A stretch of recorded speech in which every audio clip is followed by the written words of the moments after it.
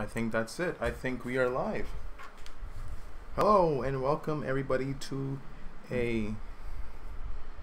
Is my thing echoing? No, there's another stream on.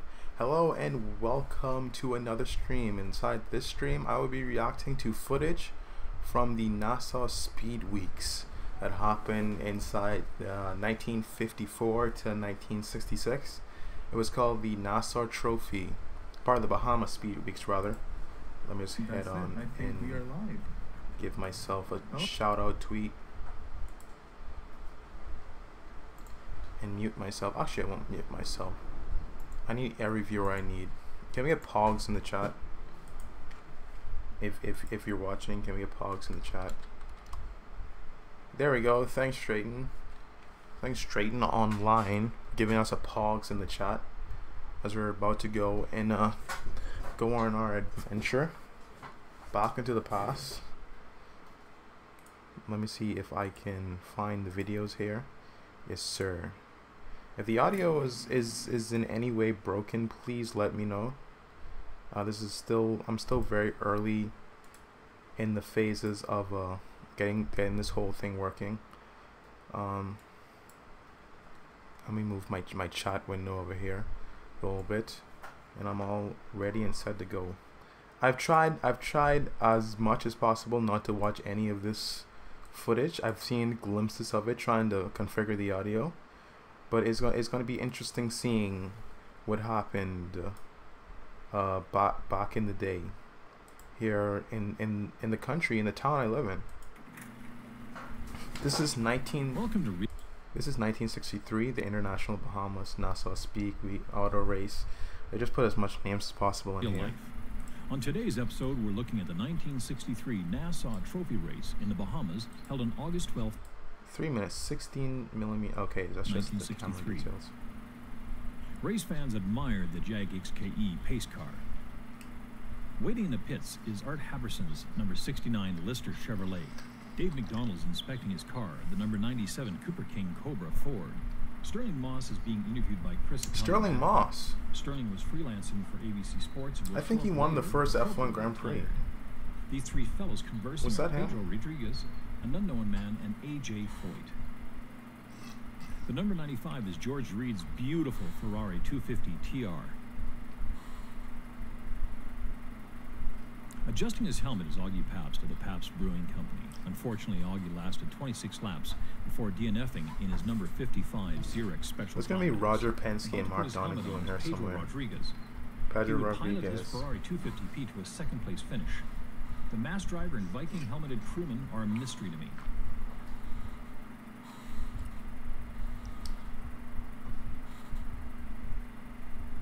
Drivers prepare for the Le Mans start.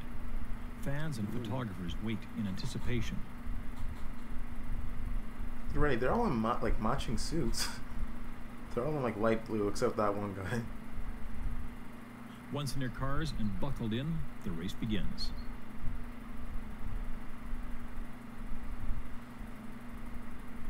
Hans Scheck in his number 88 Jaguar XKE gets off to a slow start. Number 75 Uwe Buell and his Porsche 718 RSK are underway. Track marshal's safety was perhaps a little understated compared to today's standards. John Cannon takes his number 60. There's literally no barriers on this racetrack. Like I think there may be there's a fence there, but that's not going to do much to stop a car. There's people just chilling near the fence. And this area, there's some swamps inside this area. To this day, there's some like swamps and marshlands in certain spots. So I wouldn't be surprised if there was like cars landing in water at some points of this. Number 65 Mecom Racing Team Chevrolet Corvette Grand Sports down Sassoon Straight and into Esso Corner. Paul Lehman follows behind in his number 22 Sadler Corvette. Bob Markley in his number 96 Lotus 23B fends off briefly number 95 Ferrari 250 TR of George Reed. Number 10 Pedro Rodriguez in his Ferrari 250P enters Esso Corner. Here comes number 50 Dick Thompson and his powerful Chevrolet Corvette. Look how worked in that groove is. Number 36 Roger Penske in his Cooper Monaco T61 Chevrolet. Roger. Number 198 Frank Gardner takes his Shelby Cobra into Esso Corner. followed by number 149 Gordon Butler in the Chevrolet Corvette Stingray. Roger Penske loses his rear deck off of his number 36 Cougar Oh no! and DNF'd with overheating in lap 34. Not Roger. The car goes a little too deep into the corner and spins in Ecky's twist.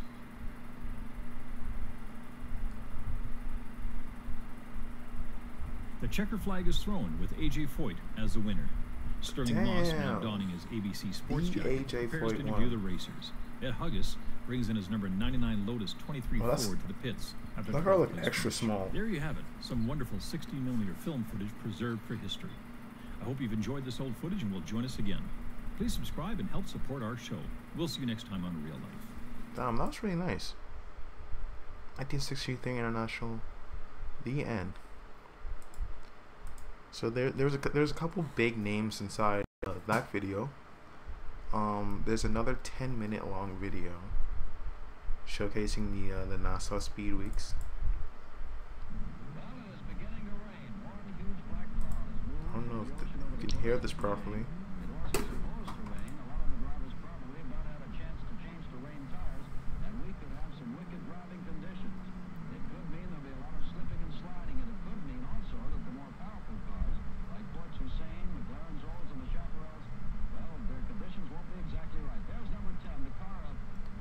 This is 1964. This is the year directly after the one we watched a documentary on.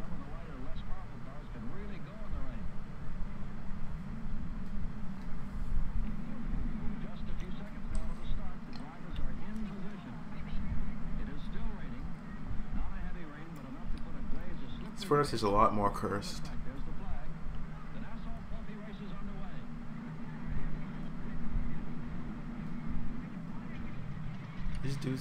These dudes really they're just chilling. This is before any sort of like normal like fire safety. This thing would never go down nowadays.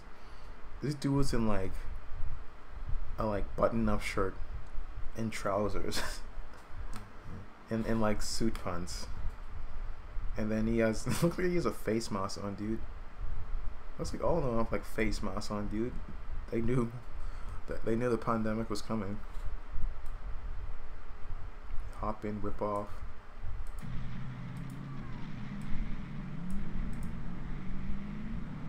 Look at that pit road, dude. The pit road was just like an extra set of pavement to the side of the racetrack. Is that water? Is that like the creek? Like right there? Or is... If I'm not confused, it looks like a creek there, like right off to the side there. It shouldn't be that deep, to be honest, if somebody gets stuck in there.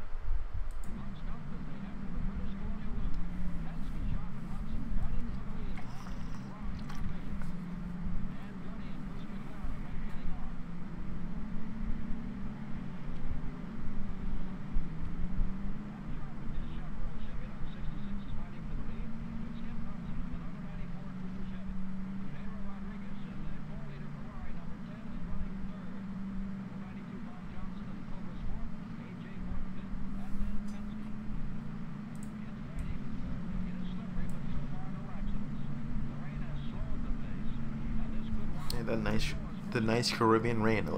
Very diverse car field here. You'd never see something as diverse in modern sports car racing, but it's nice that this is back when sports car racing was like important to automotive companies, instead of just like something like extra fun to do or just a little bit more marketing. Hop Sharp, Pedro Rodriguez. That's who they named the Mexico Grand Prix track after. The Rodriguez brothers. Yo, it's Andrew. How's the audio?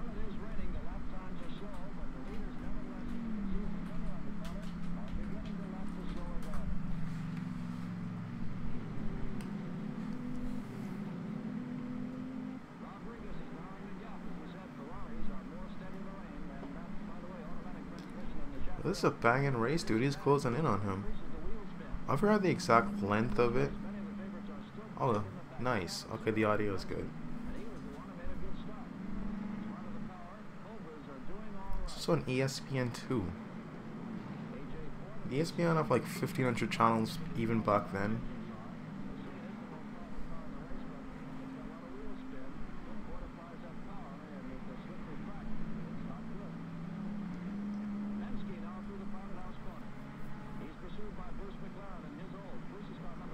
What's interesting is that this is like a normal race for me because I don't know who won this one.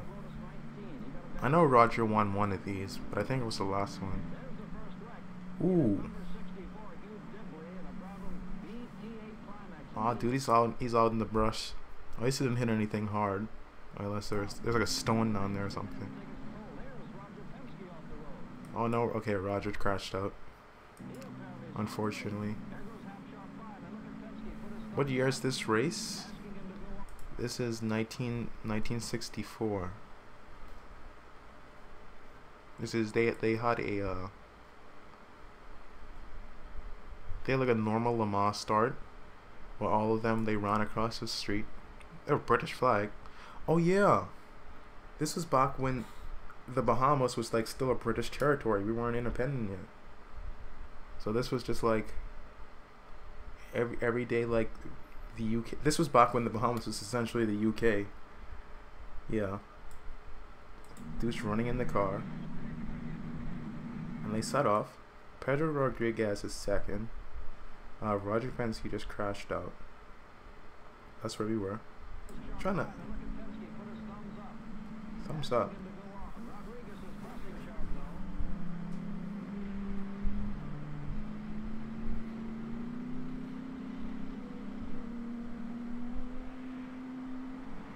What's going on? Is that a bus in the... There's a bus in the background. Just like passing by. Like some... Oh, here. And I bet you there's nothing in between that except like trees.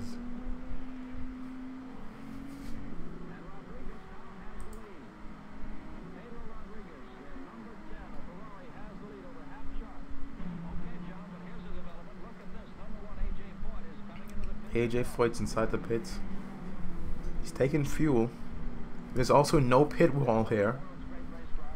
What's funny is this exact same spot is like... I think this road still exists to this day and I could go there. In this exact same spot, like... This is where...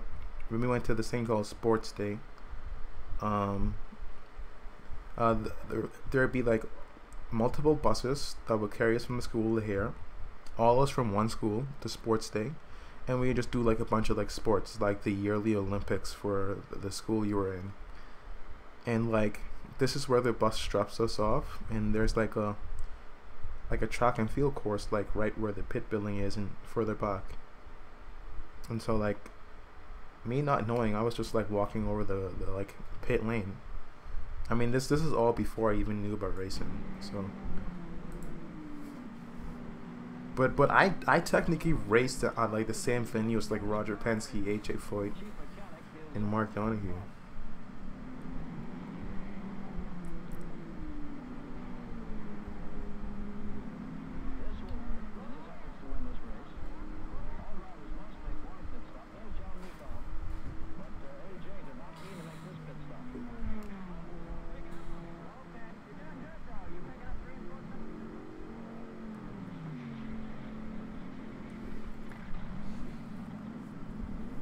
Pit stop. 45 rod. Oh, dude. So Roger Penske DNF'd, and now he wants to drive like somebody else's car. Okay, I think I know the winner of this one. I'm not gonna spoil it though.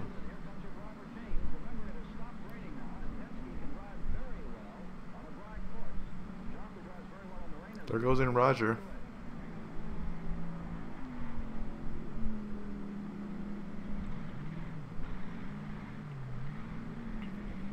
Off he goes. Did he even strap in?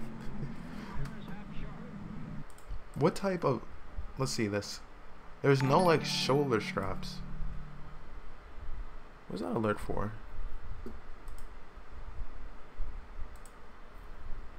on alert, but I can't see it.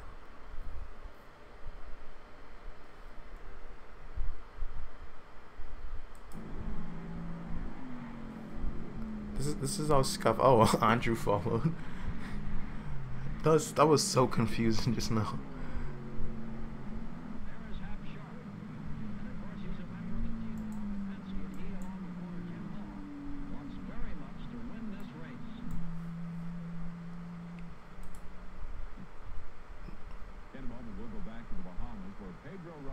Dave to Spain, wind tunnel. And the pursuers include Dan Gurney and Roger Penske, now at the wheel of Half Sharp Chaparral. The pace is picking up considerably. You were back, dude. No commercial breaks or nothing, dude.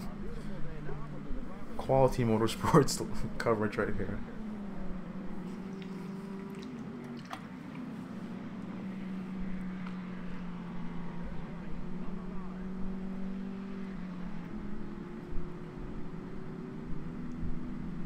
Wait, he said Don Gurney is in this race. Dang. What a stock lineup.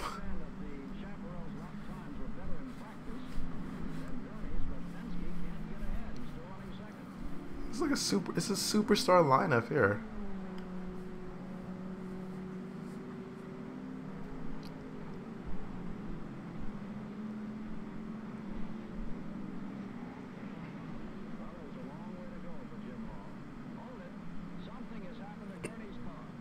Oh no. Gurney has issues. No.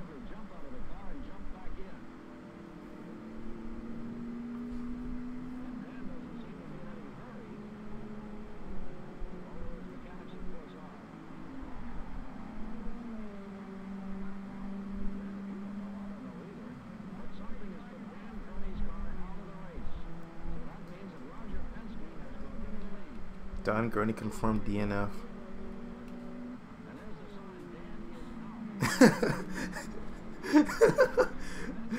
I've never seen somebody put up one of those pit signs to say someone's out of a race.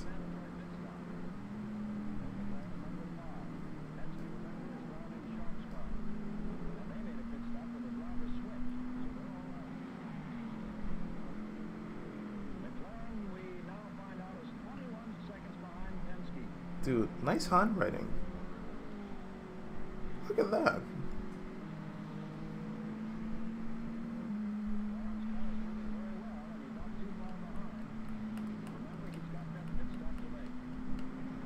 Oh, these dudes got like normal numbers here. The other guy, he handwritten his.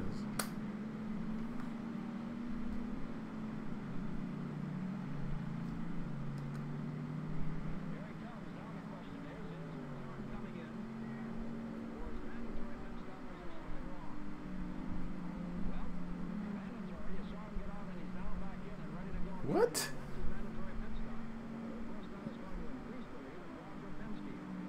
What was what was that for? Wait, did they switch or did he just hop out and hop back in? Okay, he did hop out and hop back in the car. That's funny. Imagine somebody pulls a trick at like a race today, and they say, "Yep, we did the driver swap. The drivers got back in and out again." When you don't want to give the this is what you do when you don't want to let the gentleman driver drive.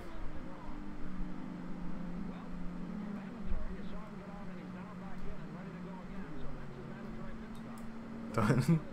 Mandatory driver time. Just write yourself down on the entry list twice.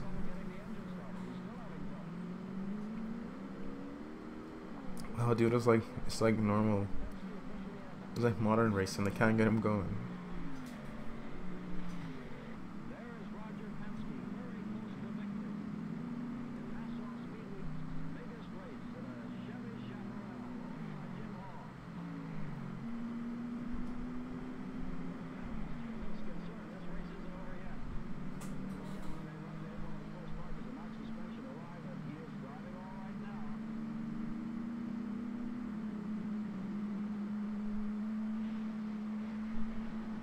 Dude, everybody talks about they miss open-top LMP cars. Do we miss open-top GT cars?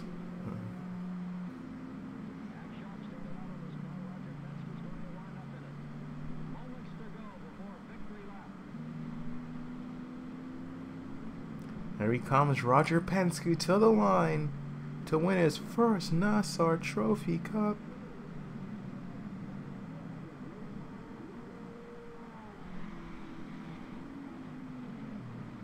There he goes. Look at the pit road. Look at the pit wall. It's cones. It's like some GTA stuff right here. Cones and a bunch of dudes just chilling.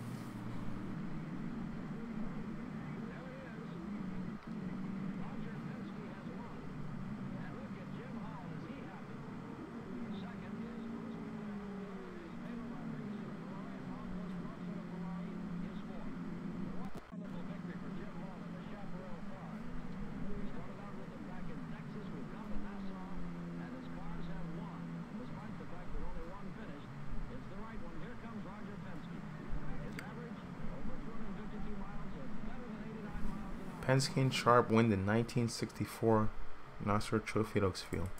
Okay, now it's the time to go into the into the documentary. This is the one ESPN made. Wait, it's the same.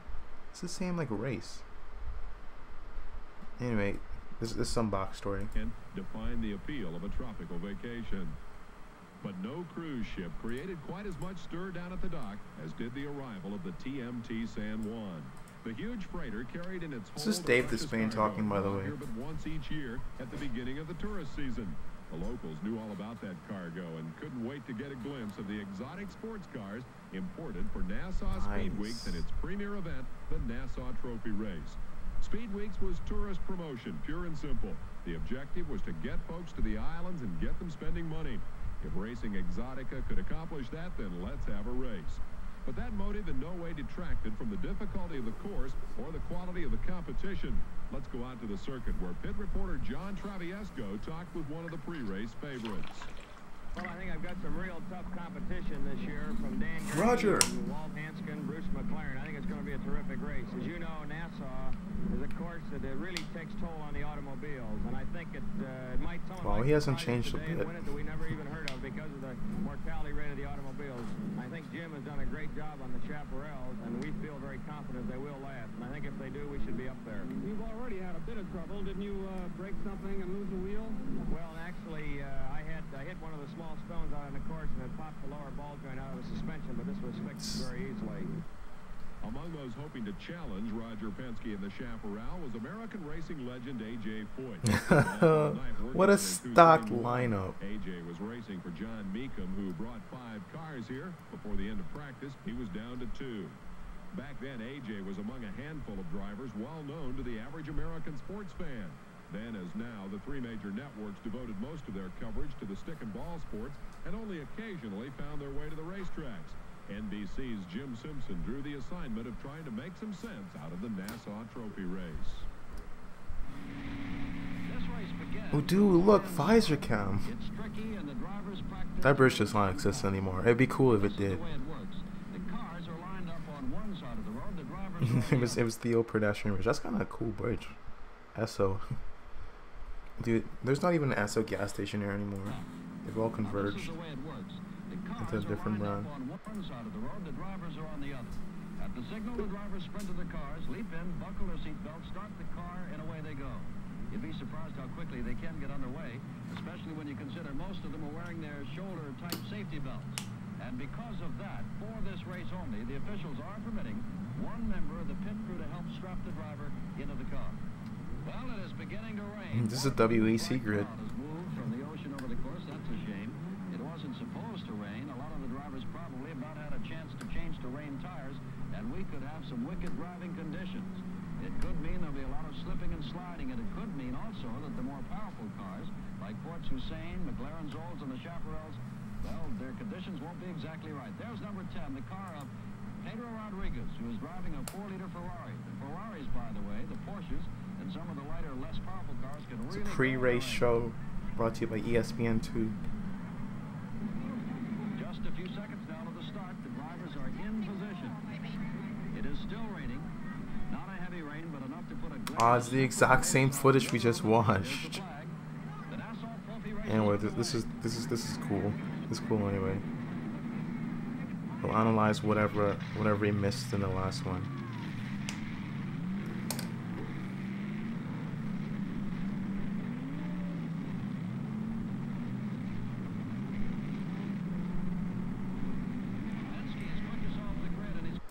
So essentially, this is literally the thing we just watched like a couple minutes ago. This is some of the course here. This is them going into the wet. Race recap. This is a race review, okay? The race starts with a stock lineup. Don Gurney's in the race. Mark Donahue, I believe, is inside here. Roger Penske is in his own car. There's a guy, Mike Sharp, I believe that's the name. And then we also have did I say AJ Foyt? Yeah, AJ Foyt's in the race. He didn't make much. And Pedro Rodriguez, who's now has his name on the Mexico GP circuit. They do a Le Mans start. They run across the street into the cars. They do. Did this guy even strap in? He's instantly off. Yeah, this back when racing was not regulated, he probably just hopped in there and buckled the seatbelt down the street. But they head off. Ooh, this guy right here. Look at him, dude, all out of control. They all speed down the circuit into one of the first hard turns. Right now, I think this bend right here, this set of roads still exists. I rode my bike here like last year, and then this right here, the roads like deteriorated. There's like speed bumps. I think they like made that a public road at some point, but it's no longer a public road. It's now there's now like garbage there. Like people just like illegally dump stuff there sometimes. And then this section right here, it's a part of the College of the Bahamas. Essentially, this race, they stopped having it because it cost too much money, and then they wanted to focus the money into important stuff like healthcare and education, which seemed lame. But the thing is, the healthcare and education they invested in helped my parents, which furthermore helps me to this day because I live in the place that this helped. So I guess I can't be too mad that they decided to stop having this race and focus on more important things. It'd be nice. They did have an event a couple years ago celebrating like the anniversary of it, but it'd be nice if we have a race again. There's a lot of open land out in the west that we can have this. The race continues. I forgot who was in the lead.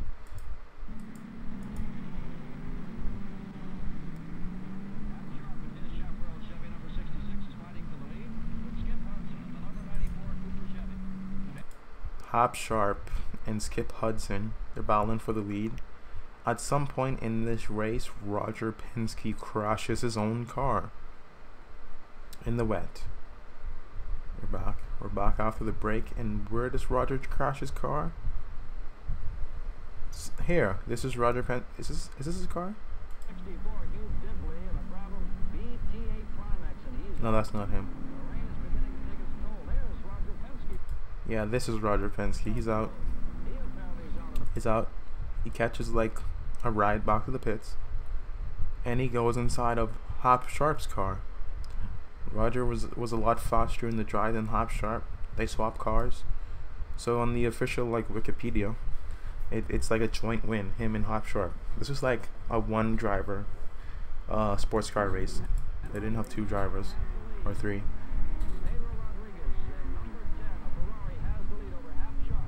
Pedro Rodriguez has the lead over Hop Sharp. Roger Penske gets. Wait, they interview him. Did we hear his interview? What happened to Roger? Okay.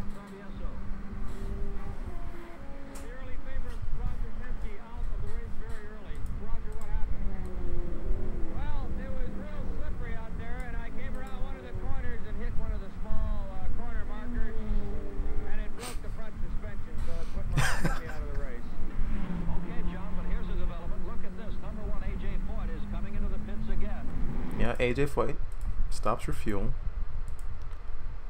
and then at a certain point he gets going again. You can see that's Don Gurney's board. This is Roger. This is Raj. ROD. And he comes in, swaps out. That's Hop Sharp getting out the car. Now Roger Penske gets inside the whip, and he goes away.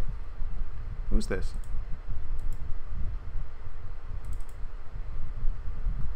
We are on part 2. This is Hop Sharp, I believe. I could beat Dead Rob. Which racing series would put on the best show in the Bahamas? Considering they're any really, as long as they build a circuit. If it's a street course, you could say Formula E would make the most sense. Like, just get like some like big bank to like open a branch in the Bahamas, because we're kind of a tax haven, and get them to sponsor it, and then we can easily get a Formula E race. NASCAR wouldn't care. Well, maybe NASCAR would care, because they're on a bit of a road course crave. IndyCar, no, I don't think will happen. They'll have another Indianapolis Grand Prix before that happens. Indy road course race. WEC, no, they're already struggling to bring in manufacturers. Jim Hall, wait, this is like some backstory stuff. This is new. Ferrari is leading temporarily, and the pursuers include Dan Gurney and Roger Penske. Dan Gurney and Roger Penske, hot on the toes. First, let's join Jim Simpson for a visit to the Chaparral's home and an interesting insight into the car's creator, Jim Hall. We begin with Jim's answer to the question, why do you build race cars? You do it because you enjoy it, and you think you're good at it, and you think you have a chance to show your ability. There's not too many things that you can do in the world where you can be one of a few that build, for instance, the world's best racing car. And you consider this the world's best racing car? Well, I don't consider it the world's best racing car right now, but I hope someday to build the world's best racing car. I don't think it was. Sharp had quite a layout back in Midland, Texas. What is that? Well, it's where we build the cars, and over the years we've Look at that. just gotten bigger. Engine is like right behind the driver. That must be hot. At least they have the wind blowing it back. Skid pad. Pretty complete facility for building this type of machine.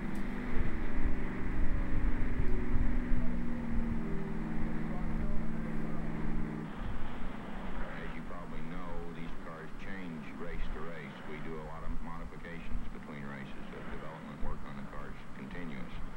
So any minor or major modifications are done at these same times. When the cars are put back together, all the metal parts have been checked, reassembled, painted, and put back on the cars. Well, that's a thick wrench. After the cars are together, we go through what's gotten to be a pretty routine test procedure for us now. We originally set the cars up on our skid pad. It's a 120-foot radius circle, paved circle that we run with the cars in both directions, and we try to balance them out where they handle the same in both directions, and get the lap times down to an acceptable figure. After the skid pad work's done, then we take the car out. Ooh, dude, I like the design on the front. That hood is sexy. Expect it to do from the skid pad, and that the brakes are working properly and the engine pulls as well as it should. And actually, a good lap time turned in by the car on the track here has been a real good prediction for us for the rest of the tracks around the country. We find if the car is fast here, when you go to the race, it's fast there too.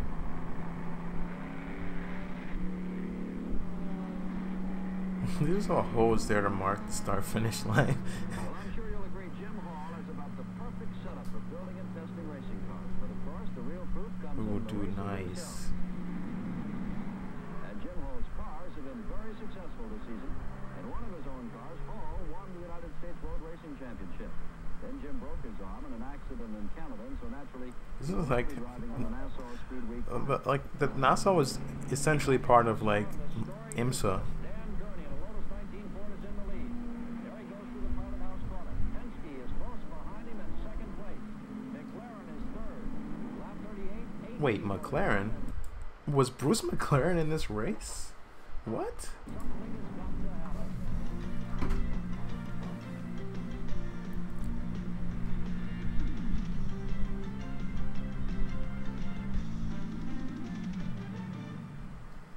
8400. That's 800-327-8400 for the Wall Street Journal. Bruce McLaren Nassau Trophy. Damn. Let me confess, He didn't finish. Calling play-by-play for a football or a basketball game. And I point that out to avoid seeming overly critical. Damn, Bruce McLaren even raced in this race. Damn, what a stock lineup. Dan Gurney's notoriously unreliable Lotus is out front. Watch closely, you're going to see Dan in a fury shaking his fist at a back marker who's been blocking his line. And all the while, Roger Penske in the white 66 is running over Dan's tailpipes, trying to pass him in a spectacular late race battle for the lead. Unfortunately, poor Jim has no idea that any of this is going on, and he gets no help from his camera crew, who missed the key pass. Here's the finish from the 1964 Nassau Trophy race. The pace is picking up considerably since the rain has disappeared from Nassau. A beautiful day now, but to the drivers more important, the track has become a lot quicker.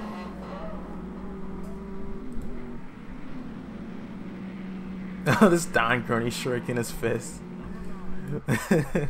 the trademark angry racer move.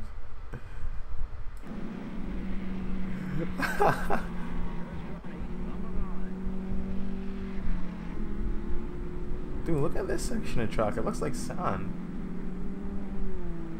Well, Jim Hall is understandably concerned. You've heard Jim speak.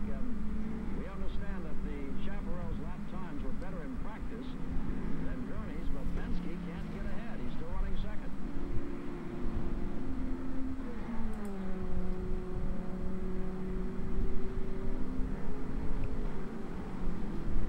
I think we have all but caught up to this part.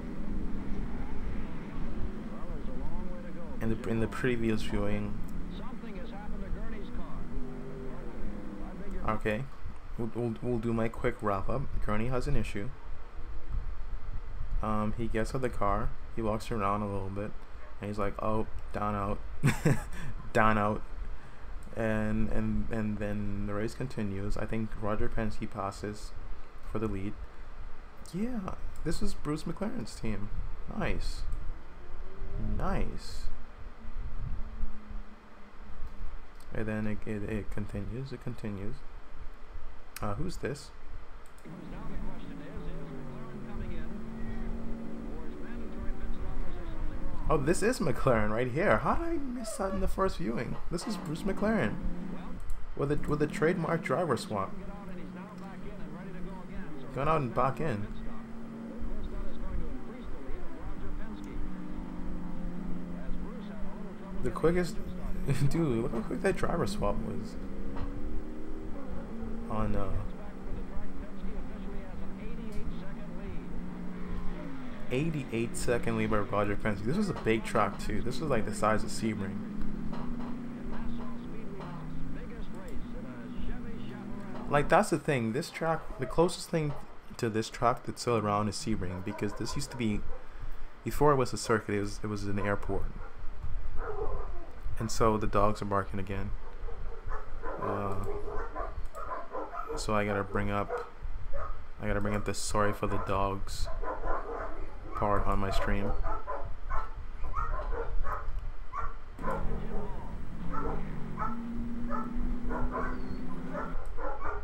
And then we continue on into part 3. And Roger Penske continues to lead. Here's Roger Penske winning. Look at that excited flag, man. Right there. Leaped into the air.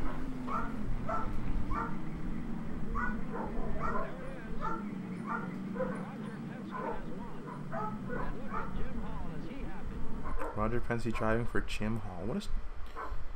What is Jim Hall doing nowadays? Is he still around?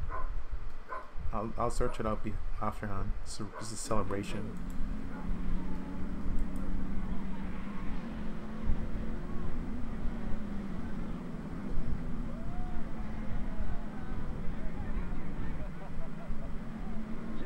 Dude, nice.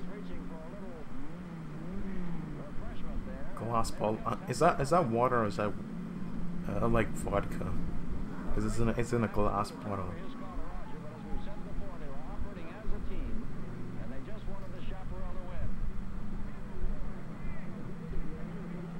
Nice. Well, after 252 miles, they deserve something. There's the trophy.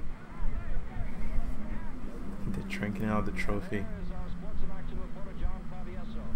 We'll be back to talk to Yeah, this is back when people. This was back when Penske didn't have as much wins, and then he was generally like an underdog, but not an underdog, but like not the dominant team that he's made today. Today may have proven something. Well, we sure are pleased with the result. Everything looks pretty good to me. The boys Where's did a Jim heck of a job. Hall? It was a combination, as you know. The teamwork did it, so we're pretty pleased. Well, congratulations again. And Hap Sharp, you're talking here with Roger. You're the one that started out in this car, although you're not the one that wound up. What happened? Well, when I saw that Roger was out and we were still in contention, I thought probably he was faster in the dry, so I came in and let him have it. And Roger, when you came in, you were a little disappointed you lost your car at first, but you came out on this one and did a fine job. Well, Jim, you know, I did a poor job at the beginning because I run it off the road and broke the suspension. And Hap, really, I saw him at the beginning. He passed me in the first turn going really well, and I was surprised when he brought it in, but I figured I'd better do the job now. Well, congratulations to both of you. And Jim Hall, it sounds to me like you've got quite a team here in these two drivers. Oh, thank you. I think so, too.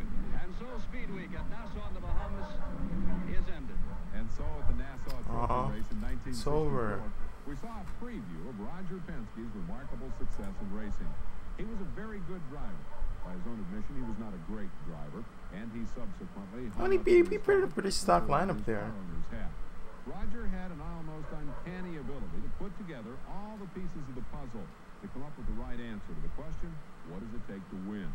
From the front office to the front straightaway, he's been winning ever since, and by whatever standard you choose to apply, Roger Penske is one of the most successful graduates of the glory days of motorsports.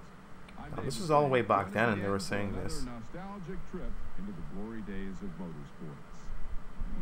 Hap Sharp, he's into the pits, and here comes your driver change. Remember, it has stopped raining now, and Penske can drive very well on a dry course. Sharp, who drives very well on the rain, has given up his car to it. Some more footage. The Motorsports Gallery. Thanks. Okay. What? I have some info on. What the? I have some info on this racetrack itself. I'm not gonna read it today. But let me find the wiki about the Nassau Oaksfield circuit. This right here, Nassau Oaksfield, this circuit, 1956 to 67, 4.5 miles. Jeez, long is a long one. You could see the what? It changed orientation.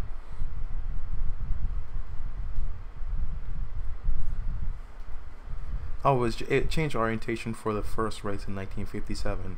It went backwards, but yeah.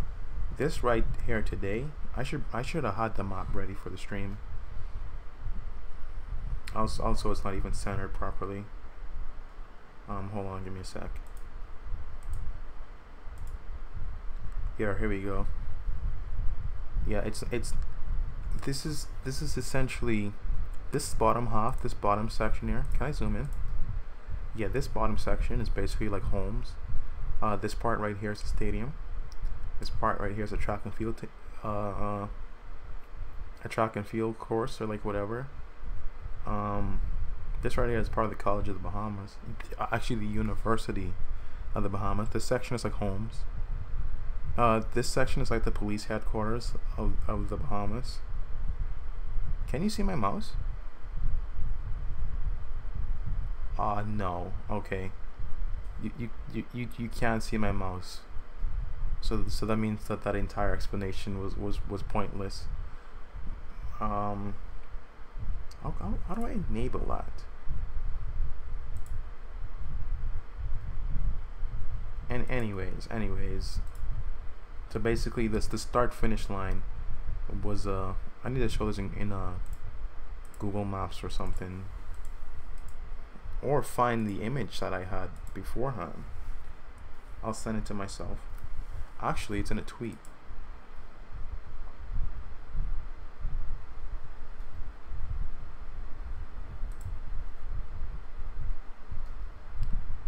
Alright, there we go.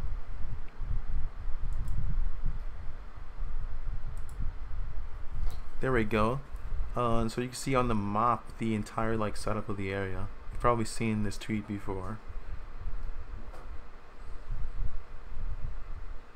And you can see at the start finish line there's stadiums, there's police headquarters, and then a lot of this is covered by either homes. If it's not covered by homes or like sports arenas or like government institutes, it's still visible, which is pretty cool. And then like one of these days I'm gonna go down there and I'm gonna find the like remnants of the track itself, and browsing through this long list of this long boring text. I'm gonna do this on my off time. I'm not gonna do it now,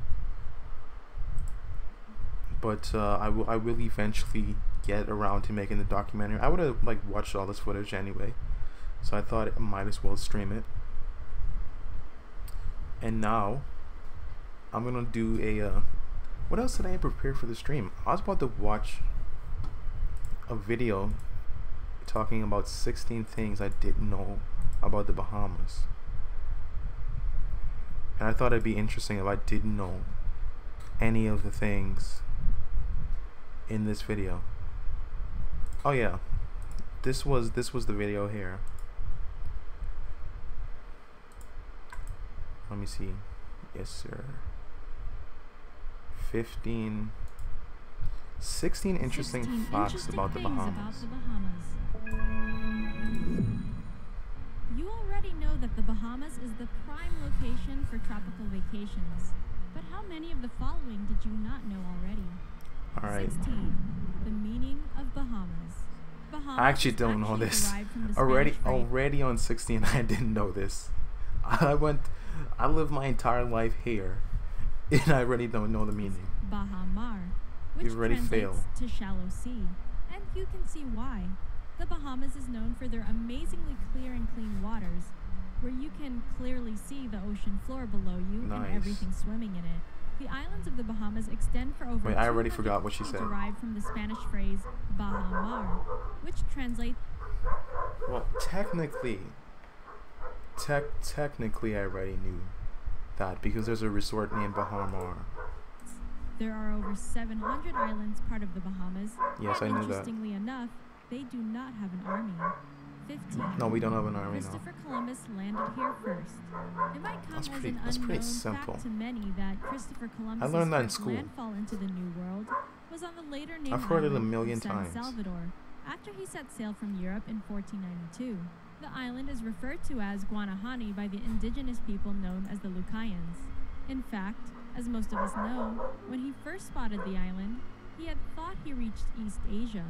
And he did actually have strong desires to go to the Asian regions in China and India for the prospects of spices and gold.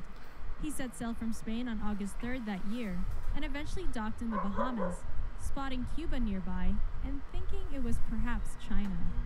14. It actually snowed once. The first thing you think of when someone says Bahamas is probably lavish resorts, warm weather, palm trees, and the beach. But on January. Wait, hold on. Let me fix my crop first.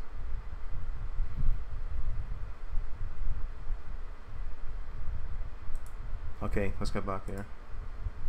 January 19th, 1977, that image changed and people had to pack up their swimsuits. 1977? On January 19th, 1977, that like my image parents changed were alive then. And people had to pack up their swimsuits. Just briefly. It was a much colder day that winter than it had been in a while. It's like Snowflakes Texas. were reportedly falling from the sky that day, an occurrence that ended up being regarded as a record-setting meteorological event in the region. The cold weather apparently reached Florida too, ruining crops that would cost the southern state millions. Damn. As far as the Bahamas was concerned, however, they were only met with light snowfall and some rain. Still, snow had never reportedly reached that far south in the region for a long time. 13. Pink Sands Beach. Bro, if it snowed now, there would be like 100 deaths. If there was like 1 inch of snow, it would be catastrophic. Cause like people would freeze. Like we are not prepared in any which way. Many come to the hotel on Pink Sands Beach for a relaxing time next to the shore, as well as the great views, where you can see include a beach that actually This is not the appears Bahamas, pink. by the But way. why is This this photo so? right here. Although many pictures on social media might make it look more pink than it is, there's no denying that it's a slight change from the more white and beige sand we're used to in other parts of the world. The color difference comes from the thousands of shells, broken off coral, and other calcium carbonate substances that come from an organism called foraminifera, which are incredibly small marine creatures that have pinkish and reddish shells. 12. Dean's Blue Hole. Dean's Blue Hole Oh, is I've been a there popular before. site for scuba divers in a region where aquatic activities I've been are there already several popular times. and unavoidable. You see, this blue hole is said to be amongst one of the biggest water-filled sinkholes in the world. Over time, the sea level has risen, with scientists estimating that during the Ice Age, the sea level was probably much lower. You know, they said that was this is a sinkhole, right? They said this is a sinkhole. Sometimes I think about that. I think about sinkholes. Like I'll be sitting here at this desk and I'll think like, what if like one day the floor falls in, and this is a pretty deep sinkhole too. It's like 200 and something feet. Like imagine if I'm just sitting here and I randomly drop like that far into the ground. Like that'd be nuts. From above, Dean's Blue Hole is this iridescent deep blue circle that's found in a bay just west of Clarencetown in the Bahamas' own Long Island. It's measured to be 202 meters deep, or 663 feet, with a diameter at the surface being about 25 to 35 meters, or 82 to 115 feet. 11. Mount Alvernia. You already know that the Bahamas is named for its shallow waters, so it should come as no surprise. Dude, look at our capital, all like, you know what's funny? In the Bahamas. So this is the capital here, and basically like right where this person's probably standing on the street, unless maybe not, maybe they're like doing a panorama, but there basically is a public road that passes right by here. Like it's in downtown now, so I'm gonna show you in a second here. Maps. I have to make sure not to dox myself here.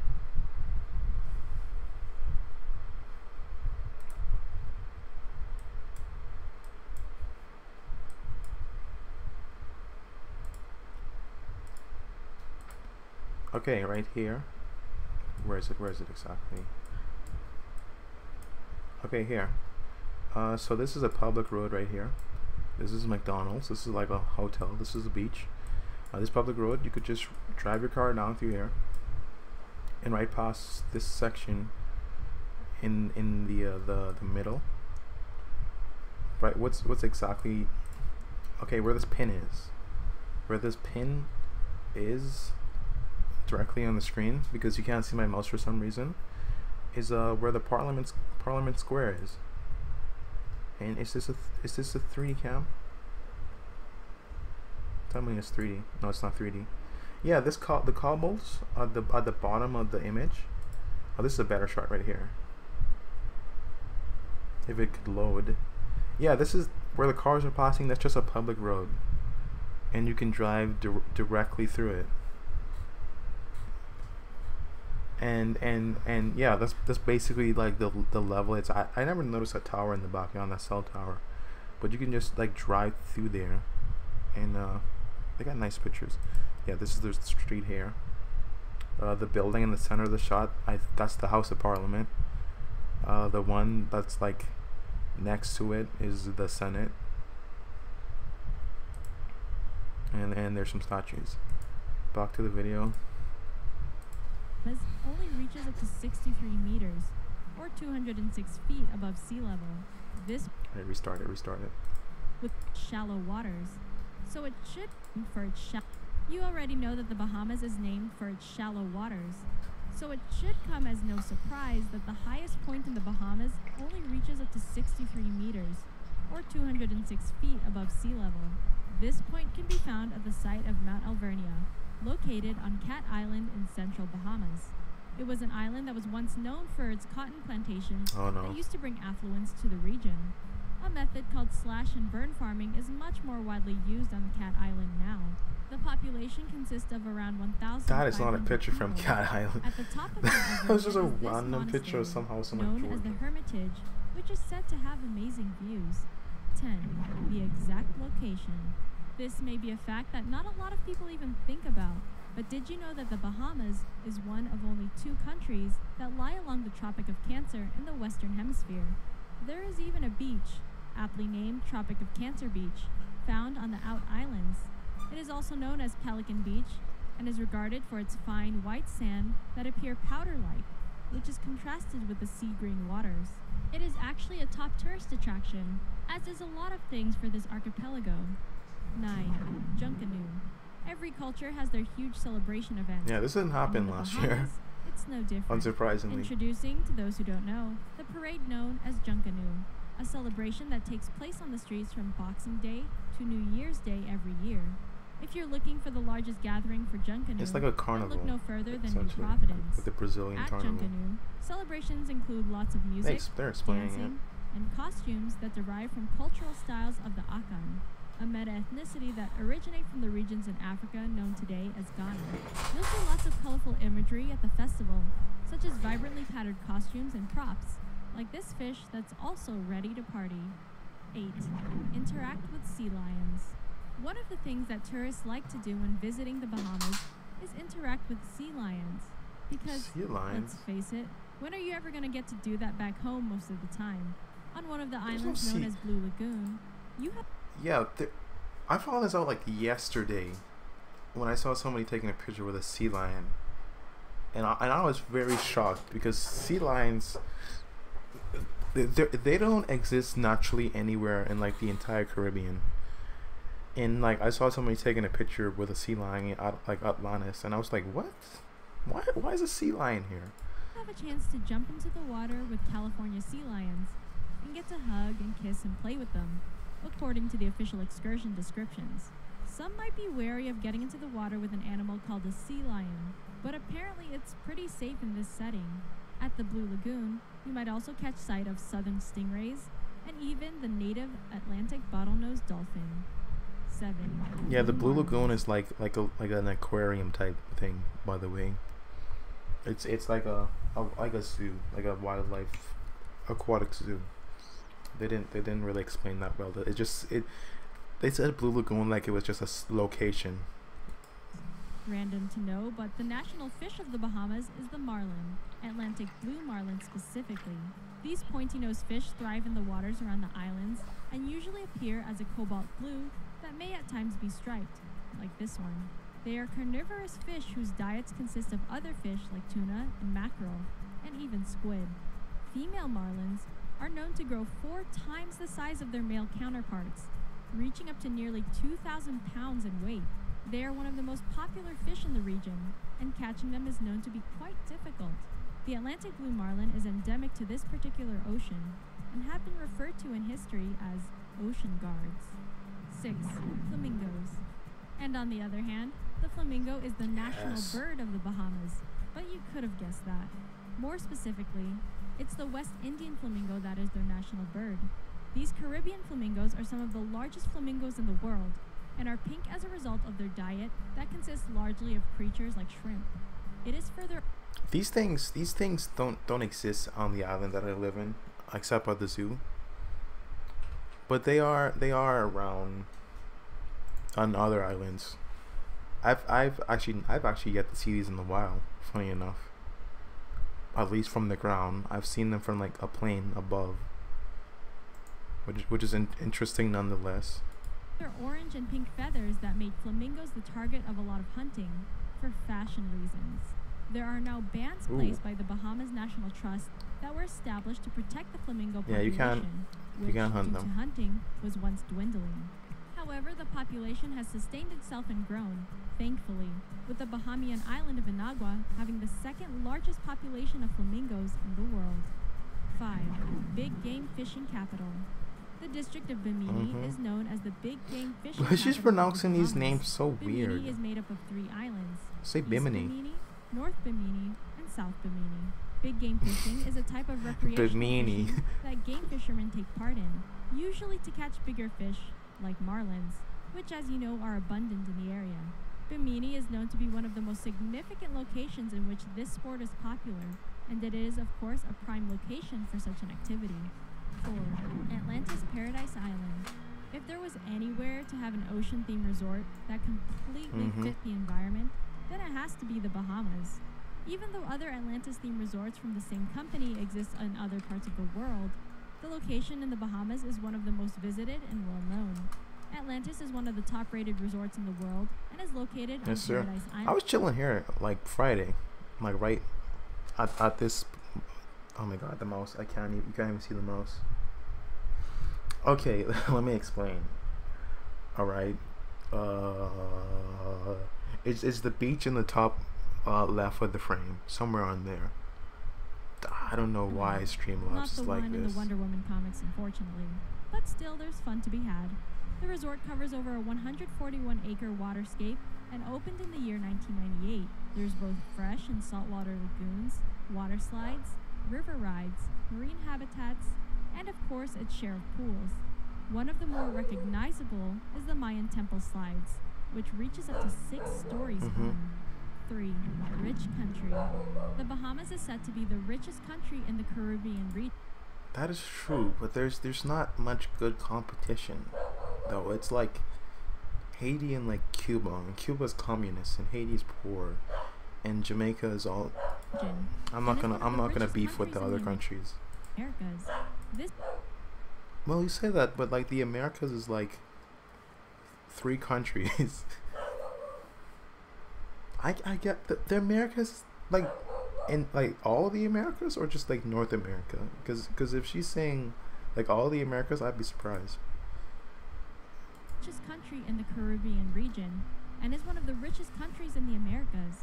This group of islands in the Atlantic is the 3rd richest country in the New World, after the nations of the United States and Canada. They have a GDP per capita. Yo, it's this beach. That was a lot of people. This beach has not looked like this in like a year, literally a year. That is a lot of people. You go in there now and there's like 5 people. Of $21,280, meaning that the income here is higher than the United States and Canada. What are they saying? They have a GDP per capita of $21,280, meaning that the income here is higher, much higher, when compared to the neighboring countries. Lots of this is attributed to the high traffic of tourists. This is not the Bahamas. I can easily expose the wrong footage here. All right, this is definitely the Bahamas. This is Atlantis. To the neighboring countries. Lots of This is not. This is like Europe. this is attributed to the high traffic of tourism that the area receives due to its tropical and relaxing and fun reputation for visitors. Another large sector of financial income stems from agriculture, with 80% of the food supply being imported, and with an abundance of crops for sugarcane, lemons, limes, grapefruit, okra, and even more common foods like cucumbers, oranges, and onions. It's no wonder they make on the so much suit, money. in a suit on the beach. Cucumbers, oranges, and onions. It's no wonder they make so much money. Just spinning around. 2. Spaceship debris. I wonder where it said Of all the things you What? thought you'd find on the beaches of the Bahamas, you didn't think space debris would be one of them, did you? Seen here on the shores near Elbow Cay on Great Abaco Island. Oh my God, the names. Abaco. It's Abaco. Abaco. is a piece of the SpaceX rocket launch from the Deep Space Climate Observatory launch. Among the vacationers to find the debris were 3 business executives who happened to be on the beach when Nice. the parts Sell it washed back up then. on shore and were Realistically, You could sell this box like if this was if they found this in like the U.S., NASA could have been like, "Yo, that's our property." But they found it in the Bahamas. You could basically pull the like, "Hey, give me like 15 grand, and I'll give you your parts back." What you see here is a fairing, just one of the two that were part of the launch. What's more was that there was a GoPro camera attached. That's Pirate recent Haven. if they had a GoPro. We've all heard, and most of us have watched, the Pirates of the Caribbean movies. I knew this. So it makes sense that the largest city and capital of the Commonwealth of the Bahamas, Nassau, was once a stronghold for... She's messing up the words for every one of these. Nassau, it's Nassau. Capital of the Commonwealth of the Bahamas, Nassau, was once a stronghold for pirates during the 18th century. Now, people use the city as a stopover for cruise ships, but once upon a time, pirate ships lined these docks. New Providence, the island Nassau is located on, was known as a pirate haven and was a safe harbor for those seafarers. Pirates of Nassau is actually a museum located in the city that documents the history of I've pirate been there activity, multiple times. where visitors can see the various exhibits and even glance at a pirate ship replica. What a nice... It was a nice video. That was a nice video. Apart from the mispronunciation of like every single island in existence. But some of those things I did not know is... And by some of those things, like one, which says a lot. And the one thing I didn't know was the spaceship one, spaceship shark, but somehow was a thumbnail. Oh, I did know the snow one. Anyways, let's look at the Bahamas trophy. Let's get back on track before I end stream.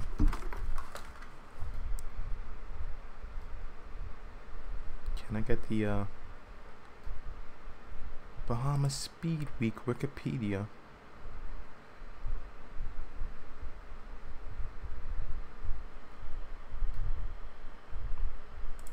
All right, there. We got it back. Looking on the Wikipedia. Is there a way I could get my mouse shown on the screen here? This is Noob Nation TV here. Screen. I'll put... Can I turn my mouse on? Advance. No, it looks like that's a no. But here we are. This was the this is Windsor Field. Can we zoom in at all? Yeah, this is the one that's at where the airport is now. This is where this was. I don't know. I can't find any remnants of this one. This one is like long, like lost to the map. And then we saw the other two layouts earlier. And yeah, some of the winners: Sterling Moss. Active years 1951 to 61. Mercedes. That's a part of his racing record. Sterling Moss. Look at this is damn a lot of firsts and seconds. Does he ever finish off the podium? Damn. Oh, it shows it here. Is this the Formula 1 World Championship? Pog. Right. Just browsing Wikipedia. Winners here: Phil Hill. Pretty established guy. Massing Gregory. Sterling Moss. Dan Gurney won here twice. AJ Foyt. Roger Penske. Hopsharp won it again the next year, all by himself. And then Mark Donohue. I think that was like teams. Penske. What was Penske's first win? I'm gonna figure that out, and then I'm gonna end the stream. And the next stream is gonna be me reacting to the Alfa Romeo car. There's USAC. it doesn't show the early stuff. Can you show me anything before the year of like 1964? No, it's showing IndyCar, showing some NASCAR. No, it doesn't show the records, right? But looking at Mark Donohue's racing record, 1960. No, it doesn't show it. Doesn't even show it on his racing record. That's disappointing. But it's here. It's on Wikipedia. That's one of the first like wins in Mark Donohue's racing career. Is that before he won the 500? I believe it is. 1966. When did he win the 500? 1972. Yeah, before Mark was famous. Damn, that's dope. Now I know a little bit more about the speedway. Nice. Nice. That's gonna be it for the stream. Thank you for watching. Something that I would have already done before, but I think it makes sense to stream it. I'm gonna try and upload this video on demand to my second channel, my Daytona USA channel. That's gonna like get finish. That I'm gonna finish make someday. But yeah. 16 interesting things about the Bahamas.